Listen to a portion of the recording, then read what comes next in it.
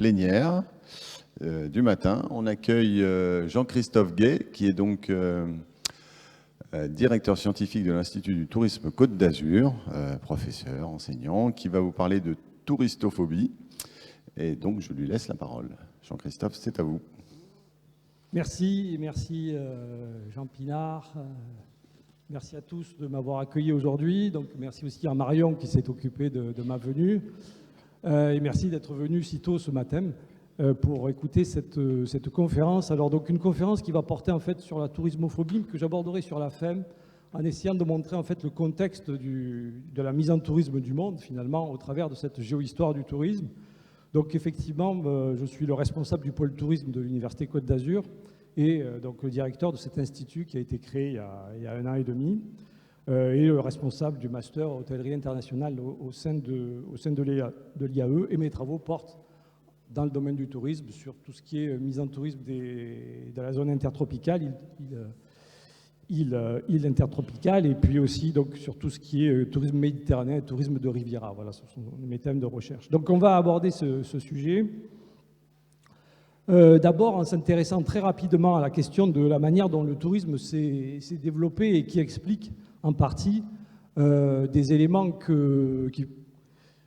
actuels. Et en particulier, donc, le tourisme, comme vous le savez, il est né du Grand Tour. Le Grand Tour a donné son nom au tourisme. Et le Grand Tour, c'était cette activité qui était faite par des jeunes de très bonne naissance, des Britanniques, des Anglais en particulier, qui étaient accompagnés de leurs tuteurs et qui faisaient un voyage d'études, un voyage de formation, un voyage qui était fait pour parfaire leur éducation vers l'Italie, et qui passait par Paris, qui passait par les grandes cours européennes, Paris, Turin, donc on passait par Rome, Naples.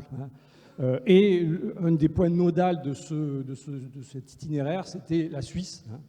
Et ce qui explique que par la suite, la Suisse va devenir un haut lieu de l'hôtellerie, de l'accueil des touristes.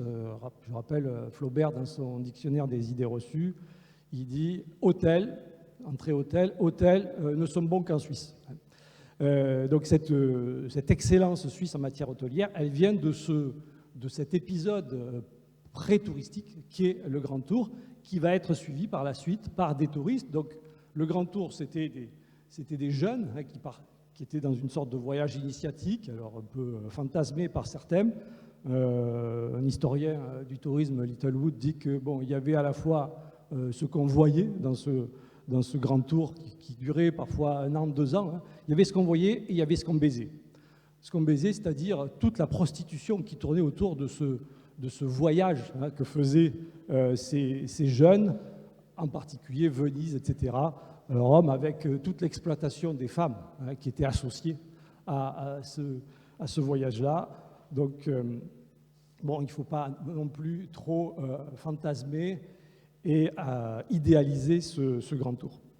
Donc, ce Grand Tour, en fait, il va donner naissance en fait, à une organisation du tourisme parce que les premiers touristes qui arrivent à la fin du XVIIIe siècle, ils suivent les pas de ces jeunes. Parce que ces jeunes-là écrivaient des lettres. Donc il y a une connaissance qui va se faire à Londres, en Angleterre, de ces lieux, qui explique que en fait, les premiers lieux touristiques, les premiers lieux qui vont être mis en tourisme au début du XIXe siècle, ils sont sur cet axe du Grand Tour. C'est la Suisse, c'est la Côte d'Azur, c'est l'Italie. Ce qui explique aussi pourquoi il y a un tel retard de l'Espagne en matière de développement du tourisme. L'Espagne va avoir 1 siècle de retard sur l'Italie, ce qui explique aussi pourquoi l'Italie va être longtemps le pays le plus touristique au monde. Jusque dans les années 50-60, les statistiques nous montrent que c'est l'Italie qui est devant. Et après, la diffusion du tourisme, elle va se faire par les canaux de la colonisation. Et vous voyez cette carte que j'avais faite il y a quelques années. Donc sur la diffusion du tourisme, en fait, le tourisme, il va suivre la colonisation européenne. Donc, le tourisme naît en Europe, il naît plus précisément en Angleterre, et donc les colons, quand ils partent dans le Nouveau Monde, en Amérique du Nord, en Australie, en Nouvelle-Zélande, en Afrique du Sud, en Amérique du Sud, voire en Asie du Sud-Est, on y reviendra, amènent avec eux leurs pratiques.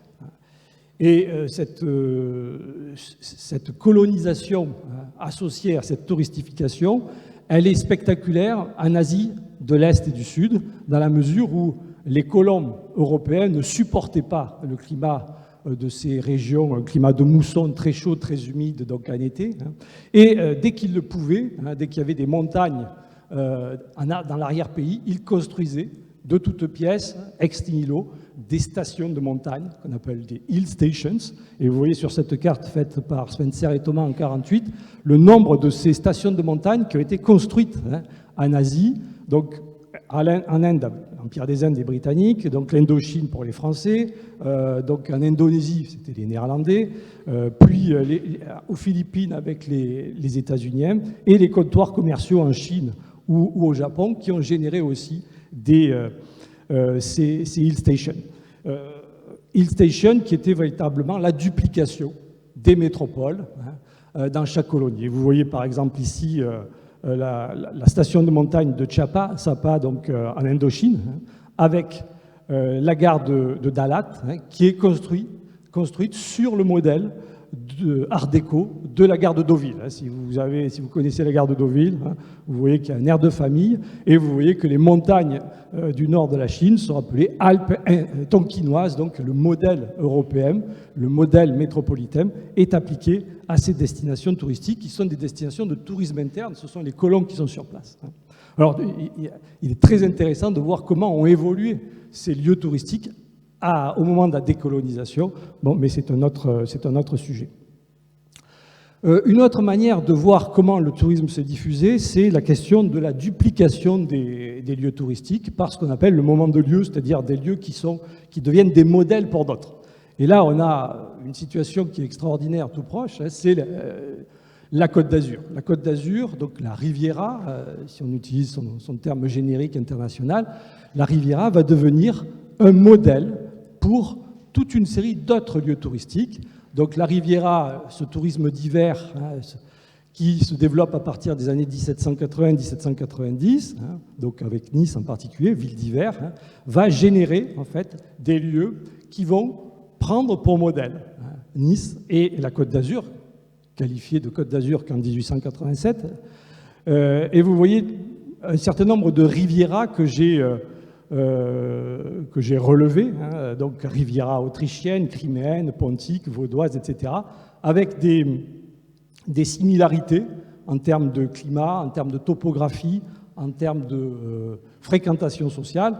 Et vous voyez que tout en bas de la liste, il y a la Riviera languedocienne, puisque au moment de la mission Racine, ou avant la mission Racine, dans les années 50, l'idée, c'était, sur la côte du Languedoc-Roussillon, de développer une Riviera languedocienne sur le modèle de la Riviera éponyme, donc sur le modèle de la Côte d'Azur. Et les Rivieras les plus proches, donc, qui sont véritablement des jumeaux de la Côte d'Azur, ce sont les Rivieras qui se trouvent au nord de la Méditerranée, Riviera autrichienne, criméenne, pontique, donc c'est la Crimée, c'est le littoral caucasien de la mer Noire, et c'est la Riviera autrichienne. Donc vous voyez ici sur ce document un exemple, donc à Batia, au Patia aujourd'hui. Donc on est tout au fond de la mer Adriatique avec cette station construite par les Austro-Hongrois au XIXe siècle. Et vous voyez cette carte postale donc, colorisée du début du XXe siècle. Bon, c'est un paysage qui ressemble beaucoup à la Côte d'Azur. On a recréé une Côte d'Azur. L'objectif, c'était de recréer une Côte d'Azur. Et la recréation de la Côte d'Azur, elle va franchir les océans puisque les États-Unis, en Floride, en Californie, vont se servir de ce modèle-là. Alors avec des transferts d'idées, dans mes analyses, j'ai noté que par exemple les architectes qui ont travaillé sur la Floride à la fin du XIXe siècle ou en Californie avaient fait souvent leurs études à l'école des Beaux-Arts à Paris et donc connaissaient parfaitement les réalisations architecturales de Nice et de la Côte d'Azur en général. Un autre élément qui joue un rôle dans la diffusion du tourisme, c'est l'organisation de la mobilité. Et cette mobilité, j'avais écrit il y a quelques années un livre sur la question avec une collègue de l'Estua à Angers, donc tourisme et transport. Cette question de la mobilité, elle est capitale, bien évidemment. Le tourisme demandant un déplacement, plus la mobilité augmente, plus le potentiel de diffusion du tourisme est important. Alors, cette mobilité, elle est spectaculairement précoce, puisque Thomas Cook, l'inventeur du voyage organisé, dès 1872, est capable de proposer des circuits tour du monde. Donc vous voyez la précocité de cette activité. Au même moment, donc, Thomas Cook développe tout un réseau de lieux touristiques en Égypte, avec des hôtels qui sont créés près des grands sites touristiques, des paquebots de croisière sur le Nil.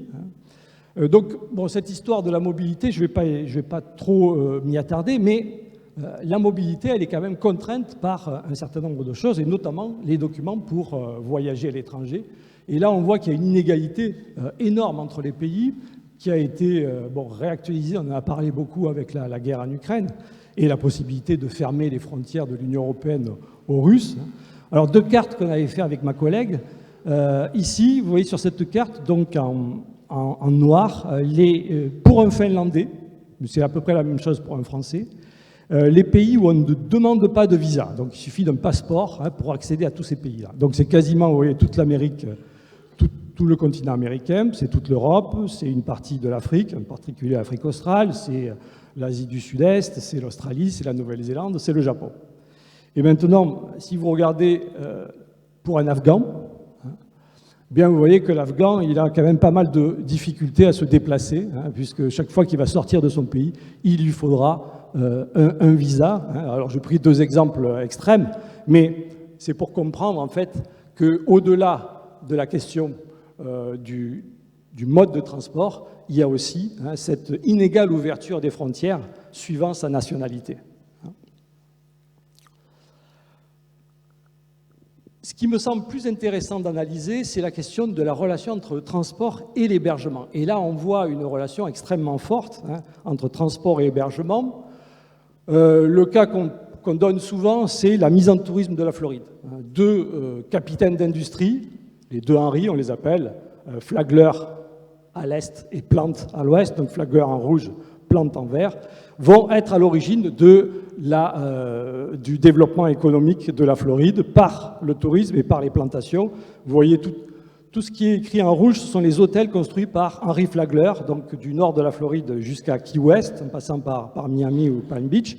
Et tout ce qui est en vert, est toponyme en vert, ce sont les hôtels construits par Henry Plant. Donc il y a tout un réseau d'hôtels qui va se mettre en place à ce moment-là. C'est la relation entre le chemin de fer et l'hôtellerie qui se met en place avec des hôtels tout à fait spectaculaires. Le premier hôtel construit entièrement en béton coulé, donc le Ponce de Léon, Saint-Augustine, mêmes architectes que ceux qui ont travaillé sur la Côte d'Azur. Ils étaient passés par l'École des Beaux-Arts de Paris. Et un autre exemple de cette relation entre mode de transport et hébergement, c'est l'émergence à partir des années 20, la création, l'invention du motel, donc mot-valise, motor hôtel. Donc premier motel dans les années 20 aux États-Unis. Dès les années 20, vous le savez, aux États-Unis, plus de la moitié de la population est motorisée. Et donc la mobilité individuelle devient spectaculaire. Et donc cette mobilité individuelle, elle va se traduire par la création d'hébergements adaptés à celle-ci, tels que les motels. Alors vous voyez le premier motel ici à San Luis Obispo, donc en 1926.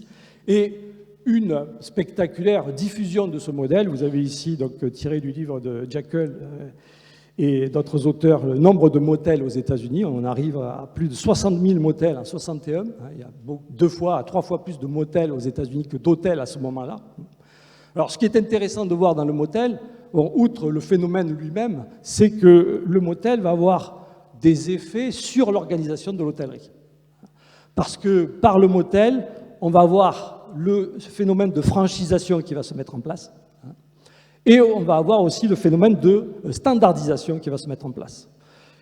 Le cas le plus spectaculaire, c'est Holiday Inn, qui est créé par un promoteur qui s'appelle Wilson, donc en 1952. Donc vous voyez le premier Holiday Inn, c'est le nom d'une comédie musicale d'un pays imaginaire où un hôtel était ouvert que les jours fériés. Donc Holiday Inn, c'est véritablement la mise en place d'un système standardisé avec, dès 1965, un dispositif de réservation nationale que pilote IBM. Donc,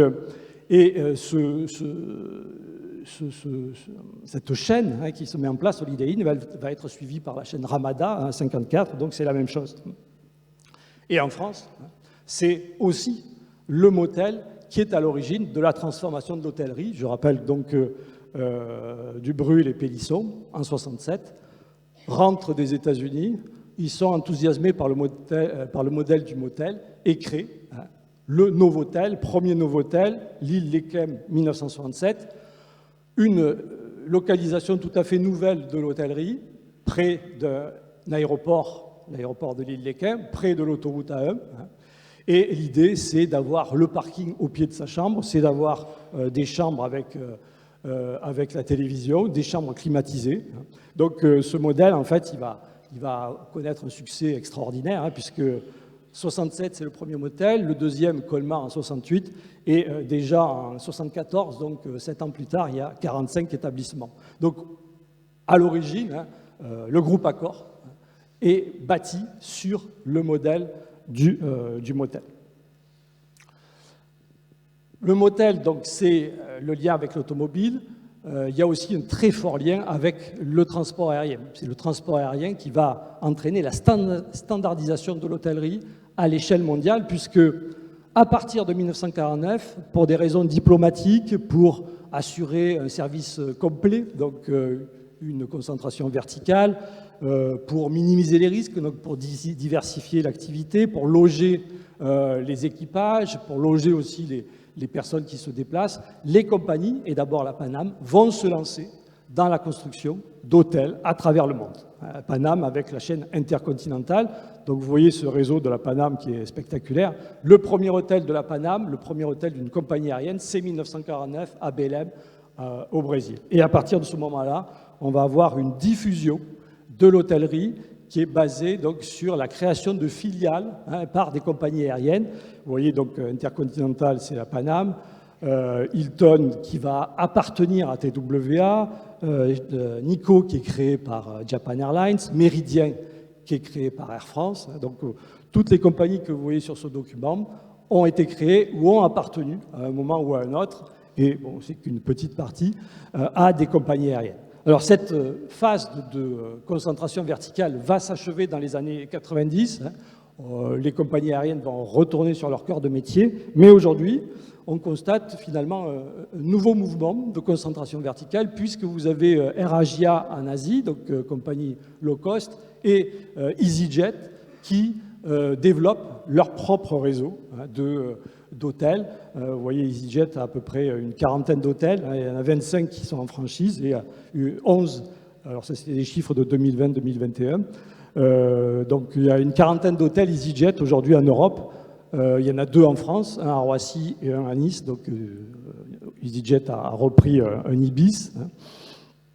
Donc, est-ce que c'est un phénomène qui va se poursuivre avec la Covid? Je n'en sais rien, mais le lien à nouveau entre l'hôtellerie et les compagnies aériennes réapparaît. Alors, Ryanair n'est pas, pour le moment, n'a pas de projet dans ce domaine-là.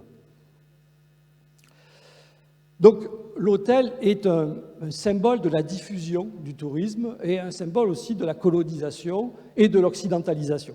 Alors là, je vous renvoie, peut-être que vous ne le savez pas, mais le groupement d'intérêt scientifique études touristiques, donc piloté par Angers et dont l'Université Côte d'Azur fait partie, est en train de développer une grosse encyclopédie du tourisme. Les premières notices, il y en a 150, qui ont été mises en ligne il y a quelques semaines. Donc vous tapez encyclopédie du tourisme, GIS, études touristiques, vous allez arriver sur 150 notices. Donc à terme, d'ici 2-3 mois, il y aura 150 autres notices. Donc à terme, ça va être une très grosse encyclopédie en ligne, gratuite. Et si vous allez à l'entrée hôtel que j'ai rédigée, vous aurez des informations sur cette activité-là. Alors l'hôtel est au fondement, par exemple, de la création des États-Unis. Il faut savoir qu'au moment de l'indépendance des États-Unis, on avait un pays qui était, même si on n'avait que les 13 États fondateurs, c'était déjà très très vaste, et il fallait des lieux pour héberger les hommes d'affaires, pour héberger les logements, ce qui explique qu'on peut considérer que c'est aux États-Unis qu'est né l'hôtel. L'hôtel, c'est-à-dire une structure d'hébergement confortable avec un lieu pour manger, donc qui se différencie de l'auberge classique.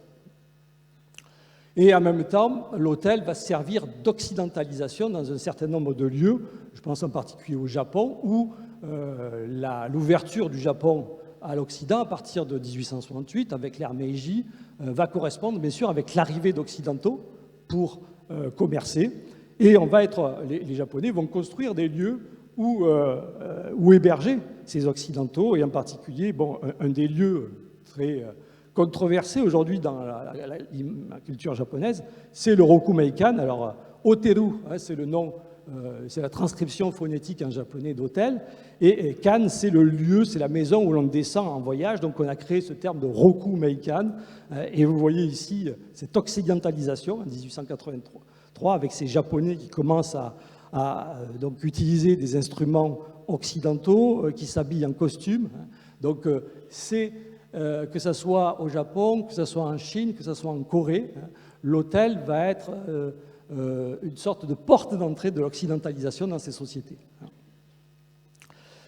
À côté de ça, d'autres formes hôtelières vont se développer. Je pense en particulier les hôtels casinos à Las Vegas. Bon, vous voyez, le prototype de l'hôtel casino, c'est le Flamingo à Las Vegas en 1947, qui va évoluer, avec la diffusion du modèle de l'hôtel casino, avec la diffusion de ces hôtels casinos. Vous en voyez deux ici, donc le Marina Bay Sands à Macao, et puis à Singapour, et puis le Venetian Macao, donc à droite, et cette course au gigantisme dans l'hôtellerie qui vous montre, qui aboutit aujourd'hui à ce classement. Vous voyez à peu près 7 à 8 hôtels qui dépassent les 5000 chambres aujourd'hui.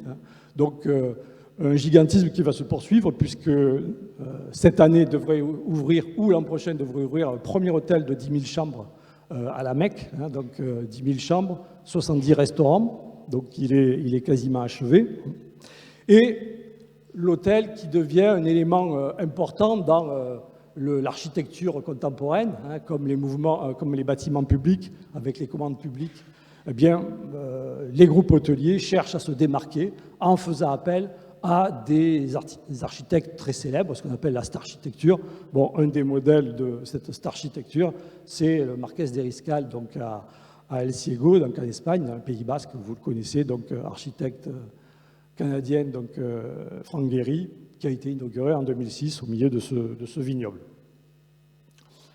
Passons à un autre aspect de cette diffusion, la question des communautés transnationales et des habitus nationaux dans le développement du tourisme.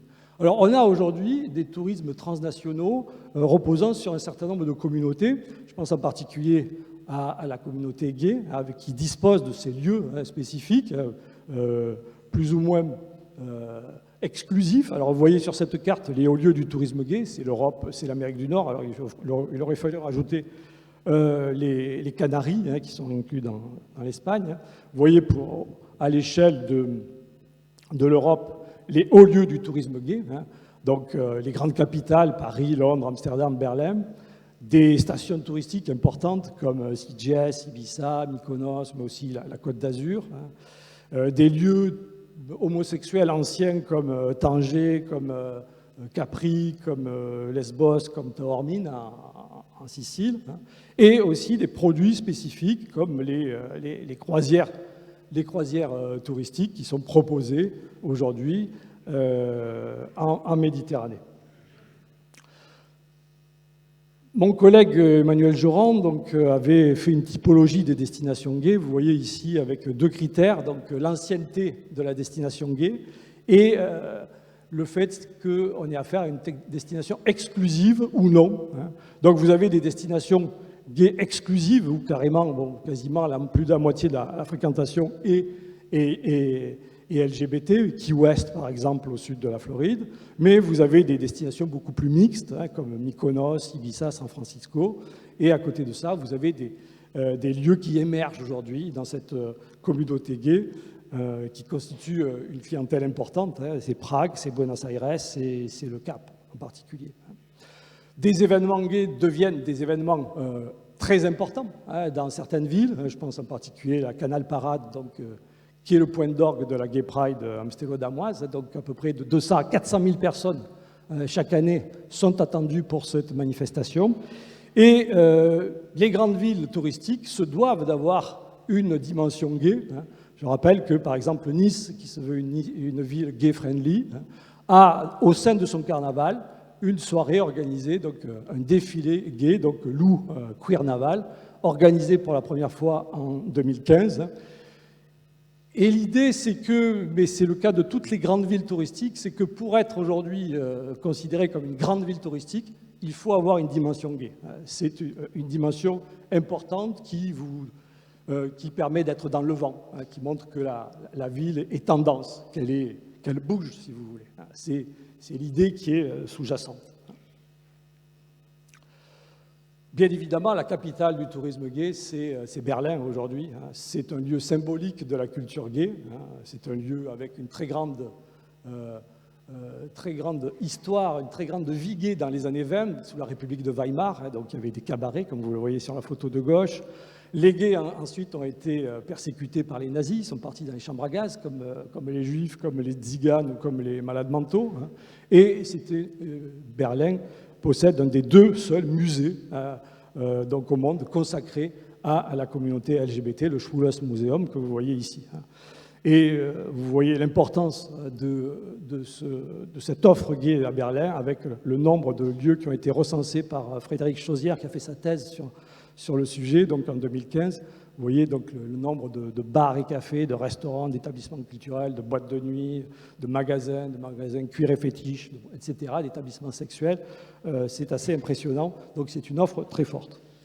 Donc à côté de ces minorités, à côté de ces lieux à terre, vous avez aussi de plus en plus, ça a commencé dans la Caraïbe, vous avez aussi depuis une dizaine d'années en Méditerranée, des croisières donc organisées par des voyagistes gays. Vous voyez ici cet exemple de Attitude gay européenne, croisière 2014, donc avec un circuit qui passe par les hauts lieux gays, comme ici, vous voyez, on passe par Barcelone, donc on part de Barcelone, la Sardaigne, Palma de Majorque, Ibiza, Saint-Tropez, donc c'est des hauts lieux de la fête et de la culture gay.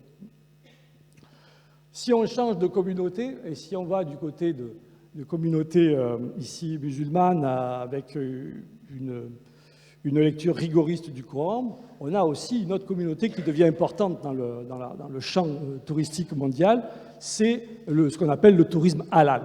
Donc halal est licite en arabe, donc ce tourisme halal qui prend de l'ampleur. Vous avez des sites, Halal Booking par exemple, qui vous proposent donc des destinations. Vous voyez, plages et piscines pour femmes et familles, nourriture et boissons halal, programme de divertissement familial. Vous voyez ici les meilleures destinations halal. Il y a un rating donc, qui est fait, une évaluation. Bon, c'est la Malaisie, c'est l'Indonésie, les pays musulmans, l'Arabie Saoudite, Oman, le Qatar, la Turquie, la Jordanie. Et des établissements hôteliers halal. Par exemple ici, donc à Antalya, en Turquie, vous voyez comment est organisé un établissement hôtelier halal, c'est-à-dire que vous avez des interdictions, ni alcool, ni nourriture illicite, ni boîte de nuit, ni piscine mixte. On ne peut pas partager une chambre avec quelqu'un qui est du même sexe sans être marié, un personnel féminin qui est voilé, le Coran dans les chambres, la direction de la Mecque, les heures de prière, et la duplication de certains équipements, tels que vous le voyez sur la photo. Vous voyez qu'il y a une plage pour les hommes à gauche, et une plage pour les femmes à droite. Et vous remarquez que la plage pour les femmes à droite est totalement ceinturée d'un mur, de manière à ce qu'on ne puisse pas voir ce qui se passe dans cette plage, même côté mer. Vous voyez qu'il y a Et pareil pour la piscine de gauche pour les hommes et les garçons, et la piscine de droite pour les femmes. Alors c'est un surcoût, à peu près on estime à 10% le surcoût de ce type d'établissement, de ces séjours dans ce type d'établissement qui se qualifie donc de Muslim friendly. Communauté donc, des minorités sexuelles ou des communautés religieuses, mais aussi un élément important dans cette approche, la question des habitus nationaux, donc des manières d'être nationales qui renvoient à des cultures vacancières. Alors ça, c'est un élément important, c'est qu'on oublie quand on analyse les taux de départ en vacances. Alors souvent, le seul critère qu'on utilise pour expliquer les taux de départ en vacances très inégaux sur la planète, c'est le critère du niveau de vie. Bon, on va vous dire, les pays les plus riches, c'est les pays où on part le plus. Mais si on regarde d'un peu plus près, on se rend compte qu'il y a une autre dimension. Il y a une dimension qui est beaucoup plus culturelle, qui est beaucoup plus sociale. Et à niveau de vie identique, on a des pratiques vacancières qui sont très différentes entre l'Amérique du Nord, l'Europe, l'Europe de l'Ouest, l'Europe du Nord-Ouest, si on veut être plus précis, et le Japon. Et donc je vais faire une comparaison entre les trois, sachant que notre point de vue, il est biaisé. C'est-à-dire que nous sommes des Européens, nous habitons un pays avec une culture vacancière très, très forte. Il y a une vraie spécificité européenne en matière de tourisme et de vacances. Et on va voir que ce n'est pas le cas ailleurs. Alors, on a en France, une date, c'est 1936. Le Front populaire, effectivement, c'est la généralisation des congés payés. La France est très en retard sur d'autres pays. Donc 1936, c'est une date qui compte pour la France, c'est un acquis social aujourd'hui. Vous voyez, on a fait un timbre sur les congés payés. Ça fait partie de la mythologie républicaine, mais la France est en retard. Les congés payés ont été généralisés plus tôt dans d'autres pays, dans des dictatures comme l'Italie fasciste, c'est dès les années 20. En Allemagne, c'est un peu plus tôt, sous les nazis. En Autriche-Hongrie aussi, c'est beaucoup plus tôt. Donc, ce qui s'est passé en France n'est pas forcément significatif de ce qui s'est passé dans le reste de l'Europe, où finalement le mouvement était plus précoce. C'est un peu comme pour le droit de vote des femmes. Il y a beaucoup d'autres pays européens, voire aussi l'Australie et la Nouvelle-Zélande, où le droit de vote des femmes a été acquis beaucoup plus tôt. On peut prendre le cas de l'Allemagne, qui est intéressant parce qu'à la fois proche et très différent. En Allemagne, on a une culture des vacances qui est très forte. Alors, on a une loi qui fixe une durée minimale des congés payés à 4 semaines. Mais, généralement, dans les conventions collectives, les congés payés, c'est 6 semaines, très souvent. Dans les grandes entreprises allemandes, c'est 6 semaines. Un tourisme de masse qui se développe dès la fin du 19e siècle, dès le début du 20e siècle, et le régime nazi qui va renforcer le tourisme en développant véritablement une sorte d'agence de voyage géante étatisée qui s'appelle donc KDF, littéralement traduit en français, c'est la force par la joie. Donc force par la joie, vous voyez ce que ça veut dire, c'est rendre plus fort la race aryenne par le divertissement, par le loisir, par le sport, par le tourisme. Et donc KDF va lancer tout un programme de développement du tourisme à l'attention des Allemands, de manière à ce qu'ils adhèrent bien sûr à l'idéologie nazie, et en même temps aussi c'est une manière de les endoctriner, y compris sur leur lieu de vacances. Et une des façons de développer le tourisme, ça a été de développer une voiture populaire. KDF est à l'origine de la création de la marque Volkswagen. Donc vous voyez ici le premier logo. Alors bien évidemment, ce n'est pas le logo aujourd'hui de Volkswagen.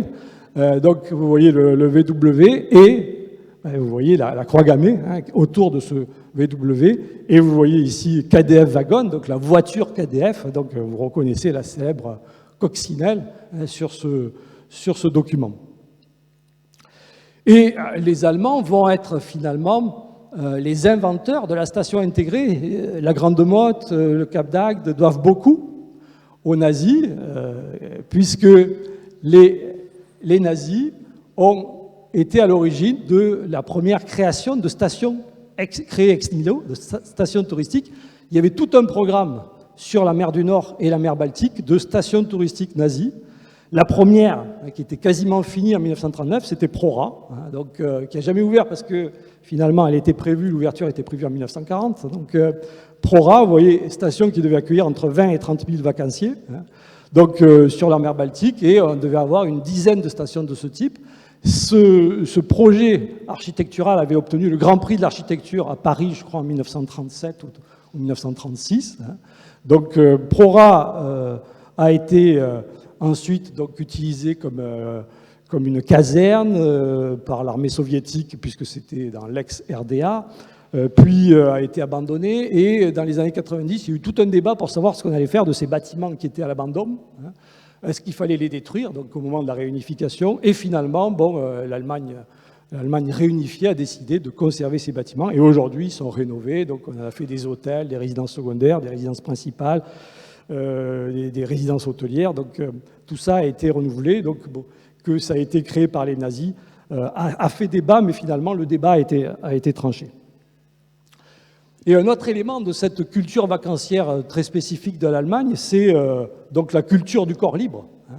Donc la FKK, qui est aussi un élément lié à l'histoire de l'Allemagne. Je rappelle que l'Allemagne est un pays qui a été touché par la révolution industrielle un peu plus tardivement que la France et qui a été touché d'une manière plus violente. Et donc dès la fin du 19e siècle, dès le début du 20e siècle, vous avez des mouvements philosophiques et politiques en Allemagne qui se battent contre cette révolution industrielle qui est en train de tout artificialiser. Et c'est à ce moment-là en Allemagne que naît le naturisme. Et cette culture du corps libre, elle est donc l'écho de cette culture naturiste qui se met en place à partir du début du XXe siècle. Maintenant, si on sort du continent européen et qu'on regarde d'autres territoires, on peut prendre ce document qui vous montre l'évolution du temps de travail depuis 1950 jusqu'à aujourd'hui dans un certain nombre de pays, l'Allemagne, donc la France, le Royaume-Uni, l'Italie, le Japon et les États-Unis. Et là, on va voir des choses très intéressantes. Et d'abord, le cas des États-Unis qui est bien particulier. Vous voyez qu'aux États-Unis, il y a un peu plus d'un demi-siècle, on était dans le pays où on travaillait le moins, dans le panel choisi par les auteurs du document. Et aujourd'hui, c'est le pays où on travaille le plus. Il y a aux États-Unis une évolution très forte le basculement s'est fait dans les années 70 avec la crise économique, où on est rentré dans une sorte d'engrenage. Pour compenser la crise économique, il s'agissait de travailler plus. Travailler plus pour gagner plus, pour dépenser plus. C'est la logique états-unienne et qui explique le fait que ce pays est appelé le pays sans vacances, No Vacation Nation, donc qui est une des raisons de la grande démission. On a beaucoup parlé de la grande démission aux États-Unis, à peu près 40 millions de personnes qui ont quitté leur emploi avec le Covid, bon, avec bien sûr une rotation qui a été très forte. Mais si vous regardez ce document, vous constatez que pour le secteur privé, vous avez moins de 80% de la population qui a droit à des congés payés. Les congés payés ne sont pas garantis par une loi fédérale aux États-Unis. Pas de loi fédérale qui garantit les congés payés. Et la durée moyenne des congés payés aux États-Unis, elle est extrêmement courte. C'est de 12 jours en moyenne. Donc 2 semaines. Vous voyez, c'est 2,5 fois moins qu'en France ou qu'en Allemagne. De surcroît, vous avez 40% des États-Unis qui ne prennent pas tous leurs jours de congés payés. Donc comme les Japonais qu'on va voir tout de suite.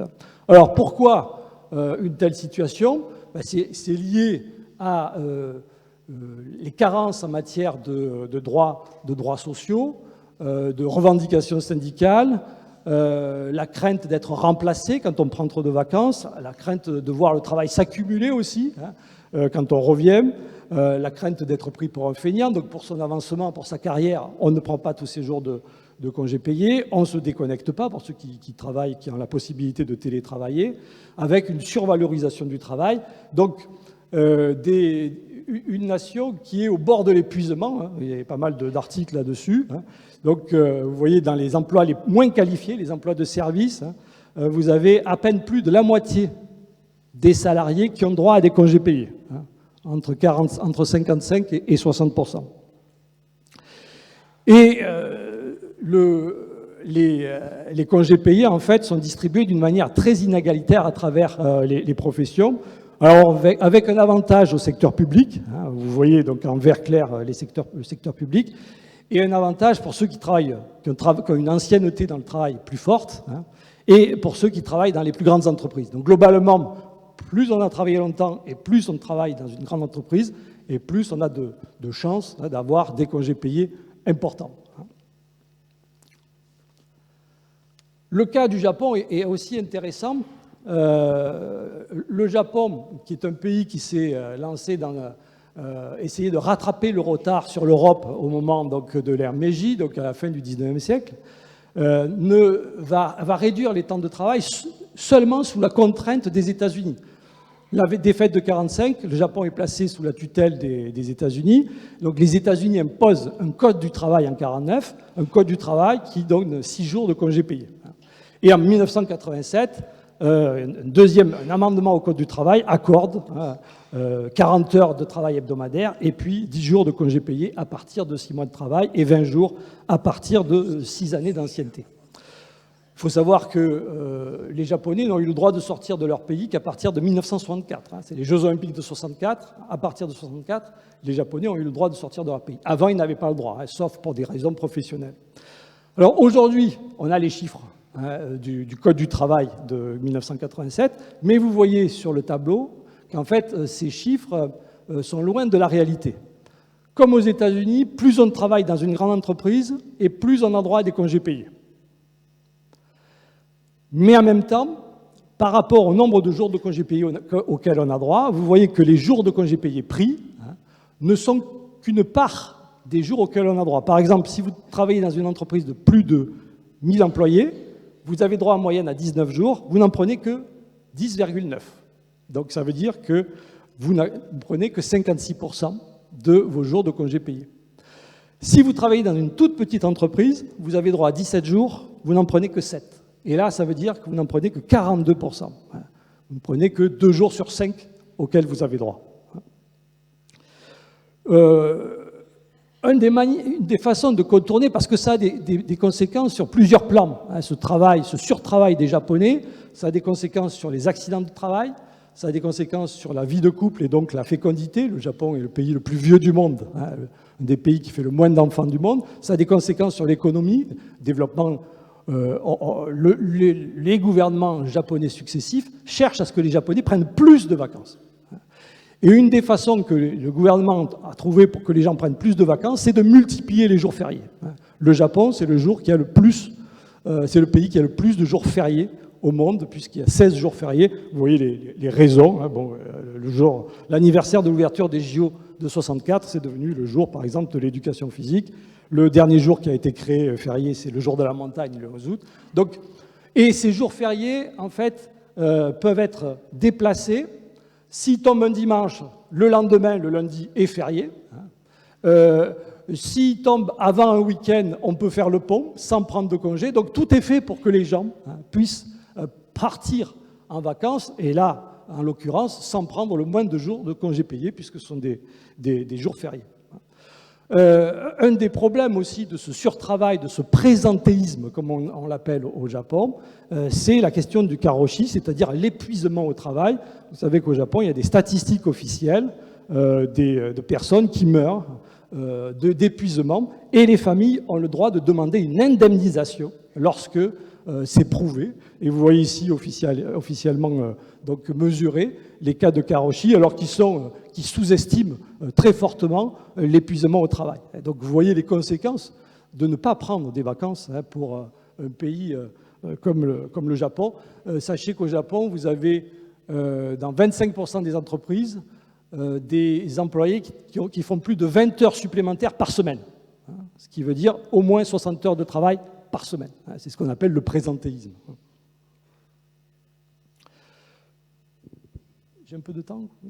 Alors je vais sauter le cas chinois, puisque c'est peut-être pas c'est un exemple un peu particulier.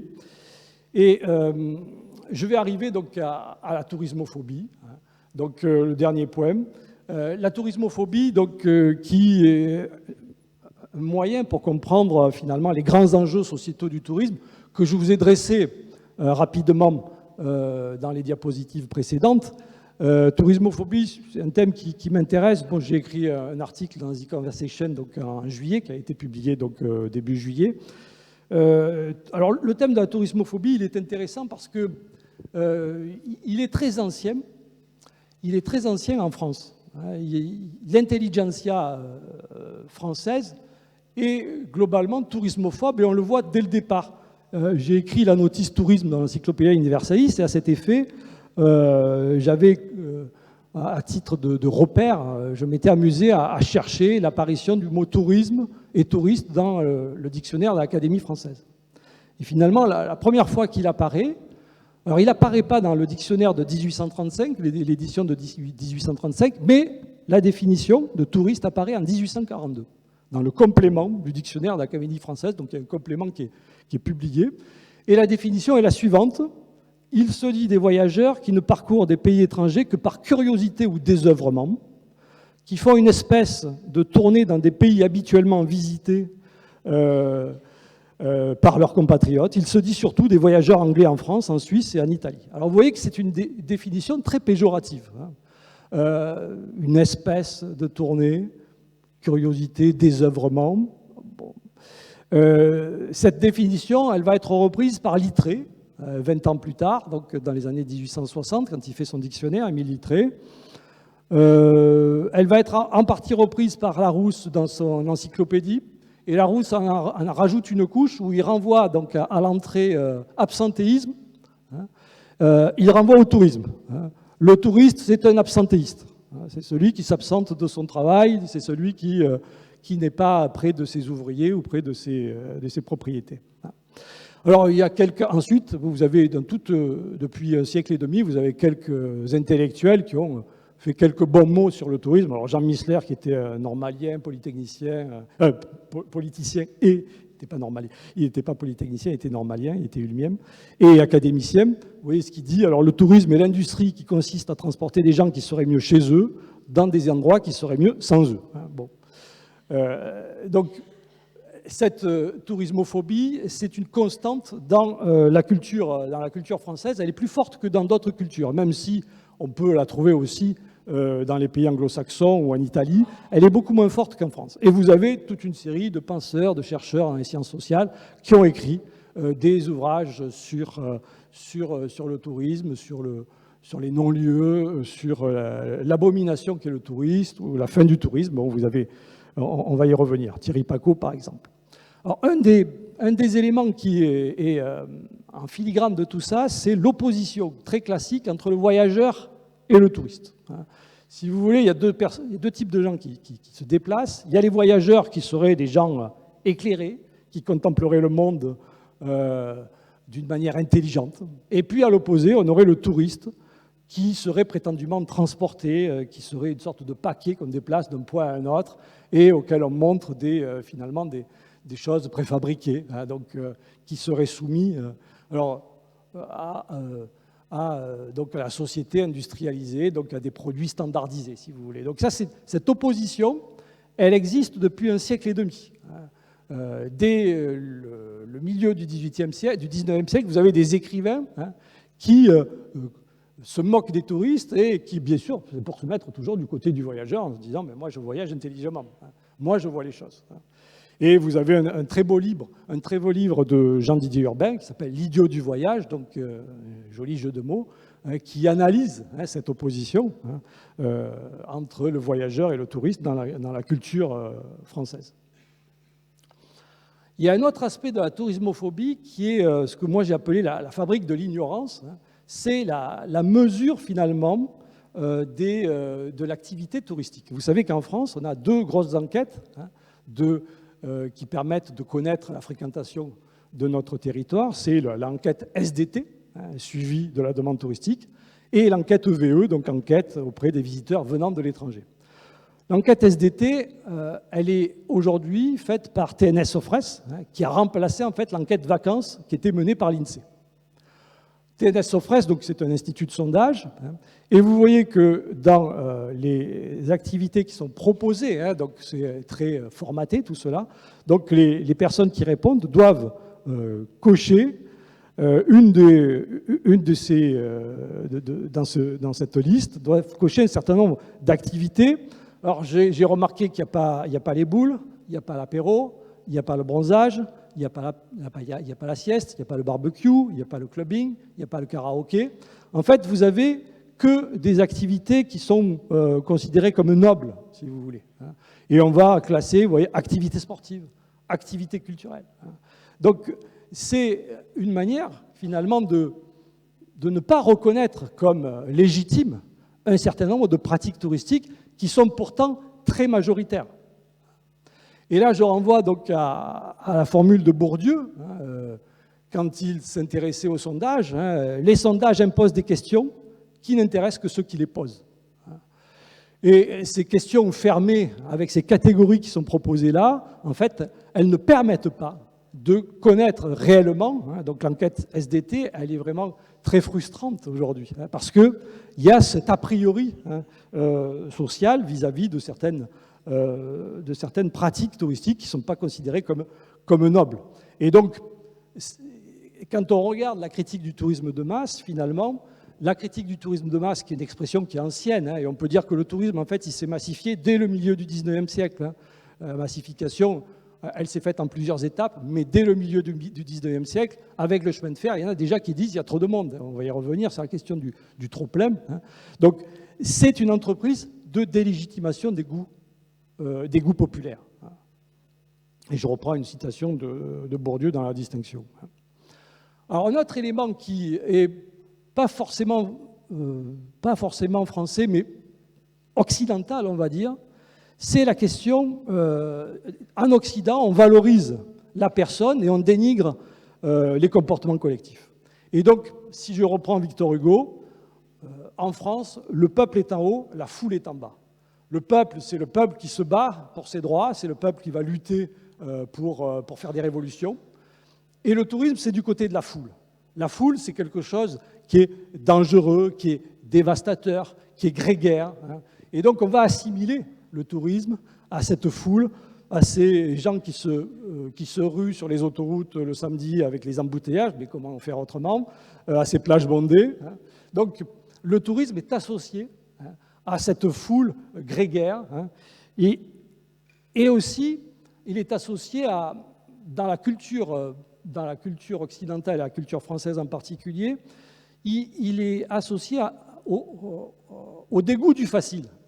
Dans toute analyse légitime, noble, intellectuelle, on va avoir ce dégoût du facile. Le dégoût du facile, c'est le dégoût pour la fête facile, les réticences de nos sociétés à l'égard du plaisir. Bon, j'ai ici une photo de Papeete Beach à Milano Maritima sur la côte adriatique, donc en Émilie-Romagne, pas loin de Rimini. Il y a aussi, comme autre problème, la difficile relation entre le visiteur et le visité. Dans le tourisme, effectivement, le rejet du visiteur, il s'explique par finalement l'altérité qu'il y a entre le visiteur et le visiteur. J'ai l'habitude souvent de prendre cette caricature qui montre finalement deux situations symétriques à un siècle et demi d'intervalle. En 1835, on a les pasteurs anglicans qui arrivent aux Fidji et qui demandent aux Fidjiens de se rhabiller, parce qu'ils vivent à moitié nus. Et un siècle et demi plus tard, les Fidjiens ils sont rhabillés, ils ont leur jupe sous loup, donc dû à la colonisation britannique, et c'est les touristes qui sont à moitié nus, qui sont pointés du doigt. Donc il y a toute une série de problèmes qui se créent dans cette relation qui n'est pas évidente, et surtout lorsque l'altérité est très forte entre le visiteur et le visité, ça crée des situations de plus en plus compliquées. Bon, et puis il y a un autre aspect qui rentre en ligne de compte dans cette tourismophobie, c'est ce qu'on pourrait appeler le biais de négativité. Ce qu'on entend souvent, le « c'était mieux avant », mais il faudra rajouter « c'était mieux avant quand j'étais jeune ». Effectivement, bon, il y a l'idée dans le tourisme, il y a une idée nostalgique, si vous voulez.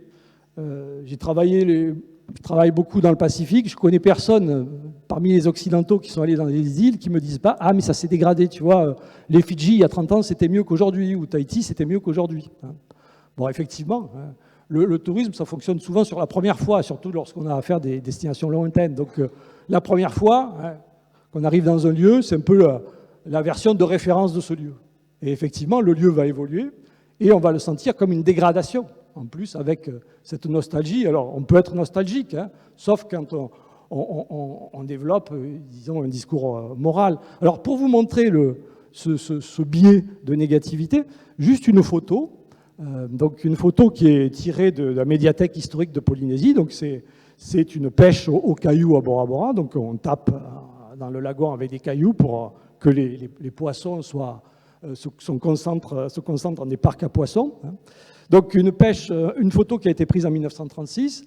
Et l'année d'avant, vous avez un grand scientifique qui a voyagé dans toutes les îles, qui a écrit un magnifique livre qui s'appelle « L'homme et les îles », qui écrit sur la Polynésie, donc 1935, l'année avant cette prise de photo. En beaucoup d'îles, l'arrivée des hordes touristiques, donc a largement contribué à faire disparaître le pittoresque et la couleur locale qui était un de leurs grands attraits. C'est ainsi qu'en Océanie française, les beautés naturelles demeurent et des îles telles que Tahiti, Moorea et Raiatea étalent toujours leurs splendides paysages aux yeux émerveillés du voyageur, mais les mœurs des habitants, leur manière de vivre, sont profondément modifiées et ont perdu toute originalité. Aubert de la Ruée écrit ceci, en 1935, il y a 200 touristes par an en Polynésie française. Donc pour Aubert de la Ruée, ce spectacle-là, il est déjà totalement dénaturé. Pour nous, on le considère comme un spectacle totalement traditionnel, authentique. Un autre élément aujourd'hui qui contribue à cette tourismophobie, c'est la culpabilisation de la mobilité gratuite. Donc le phénomène, la honte de prendre l'avion, qui se répand aujourd'hui, donc le Flixcam, est devenu un élément important dans cette rhétorique. Donc pourquoi voyager, quelle est ton empreinte carbone, etc., etc. Et la Covid en a rajouté une couche avec dans les médias une prolifération de prophètes, de militants qui ont vu dans la Covid une manière de tout réinventer, voire la disparition du tourisme. Vous voyez les titres publiés en 2020 ou 2021, la fin du tourisme, point d'interrogation, ou parfois sans point d'interrogation. Donc la crise du Covid a renforcé ce type de raisonnement. Et pour terminer sur la Côte d'Azur, un élément qui est important, c'est dans la critique du tourisme, il y a l'idée que le tourisme serait une fuite de la ville. Alors ça peut l'être, mais globalement, les touristes sont des citadins, des urbains ou des périurbains, et fréquentent des lieux à forte urbanité. Des stations touristiques, balnéaires, des stations de ski, des métropoles touristiques. Globalement, 90% du tourisme global, aujourd'hui, les destinations sont des destinations urbaines. Donc l'idée que les lieux en s'urbanisant ne peuvent plus être mis en tourisme est une idée qui est globalement assez fausse. Et quand on montre Benidorm, on dit Benidorm, c'est l'horreur touristique c'est vraiment une horreur touristique. En fait, Benidorm continue de fonctionner, même s'il y a des opérations qui ont été menées de rajeunissement, de réévaluation de l'image, etc. Donc, tout ça pour vous dire et pour conclure, c'est qu'il faut se méfier des idées reçues qui circulent. Alors, je ne veux pas faire l'apologie du tout-tourisme et de l'urbanisation à tout crème, mais il y a beaucoup d'idées reçues, non fondées, qui circulent aujourd'hui, en particulier dans les médias. Merci.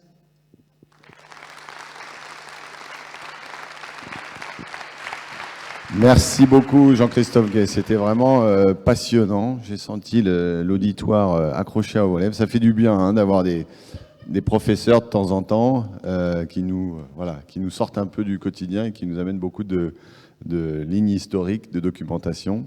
Merci beaucoup. Une petite question par Jean Pinard. Je vais présenter les ateliers, mais j'avais juste une petite question, puis je vous invite à rester avec nous, puisqu'on va parler d'Occitanie Rail Tour, qui s'inspire beaucoup du Grand Tour. Donc j'ai bien entendu à quoi on devait la Grande Motte, ça me questionne un peu quand même. Mais juste une petite question, mais au regard de l'historien du tourisme, voilà, c'est quoi l'avenir du tourisme aujourd'hui ? 2 minutes. On a posé souvent cette question et les scientifiques n'aiment pas du tout, n'ont pas de boule de cristal et on n'a pas de capacité de savoir comment le tourisme va évoluer. Donc probablement, il peut y avoir des chocs extrêmement violents qui peuvent limiter le tourisme, une guerre bien sûr, une catastrophe naturelle bien évidemment. Le tourisme c'est un élément fondamental aujourd'hui du bonheur dans nos sociétés. Donc le limiter sera très compliqué. Et si on veut le limiter par des quotas, par ce qu'on appelle de mettre en place des capacités de charge, ça sera toujours au détriment des plus pauvres.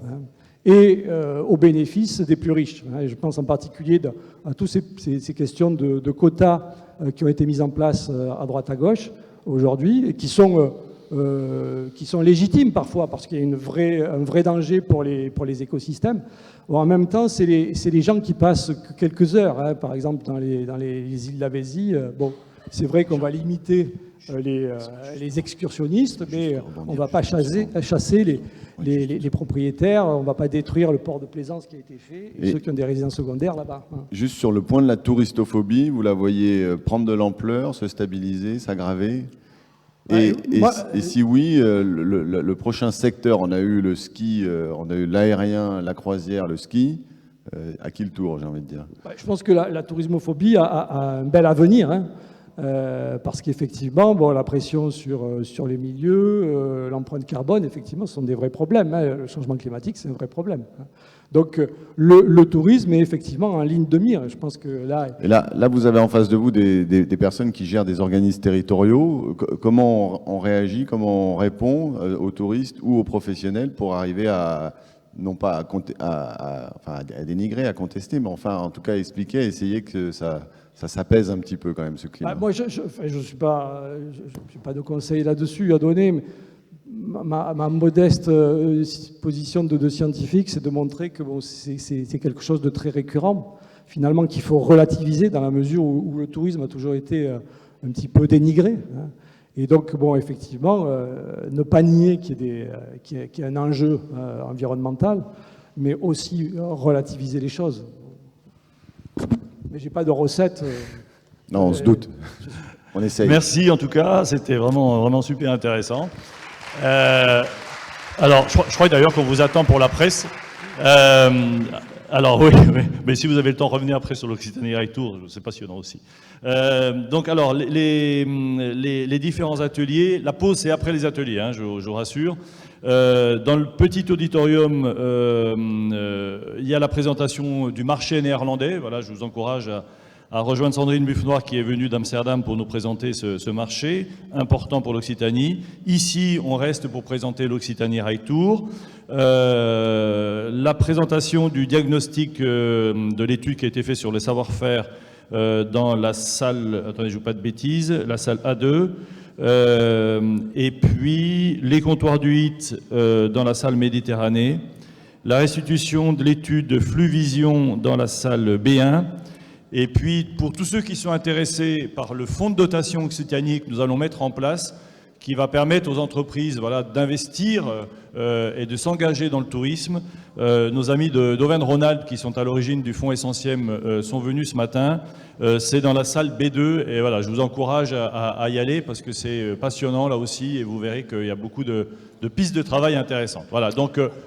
Le café, c'est juste après les ateliers et on reprendra une plénière vers 11h30. Et puis, je vous encourage donc à vous disperser dans l'ensemble des ateliers. Et puis voilà, pour tous ceux qui ont des projets dans le tourisme social, d'aller à la réunion sur le fonds Essentiem et sur le fonds de dotation. Et moi, j'ai une toute petite annonce pour Hortense. Hortense a récupéré sa veste en cuir hier soir au vestiaire et c'était pas la bonne. Et donc, quelqu'un a dû piquer la veste en cuir d'Hortense. Donc voilà, essayez de faire passer le mot, je la répéterai tout à l'heure parce qu'elle est très embêtée. Merci à vous.